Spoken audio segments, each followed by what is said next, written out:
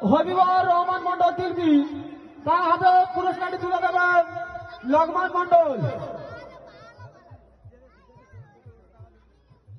আমাদের এই আকর্ষণীয় ঘোড়া দৌড় প্রতিযোগিতায় যিনি প্রথম স্থান অধিকার করেছেন গফুর লস্কর হিমচি। আমাদের এই ঘোড়া দৌড় প্রতিযোগিতায় যিনি প্রথম স্থান অধিকার করেছেন গফুর লস্কর হিমচি। গফুর লস্করের হাতে প্রথম পুরস্কার তুলে দিচ্ছে মুশিয়ার সিপাই। মুশিয়ার সিপাই আমাদের এই ঘোড়া দৌড় প্রতিযোগিতার প্রথম পুরস্কার তুলে দিচ্ছে গফুর লস্করের হাতে। এটা হাততালি দাও।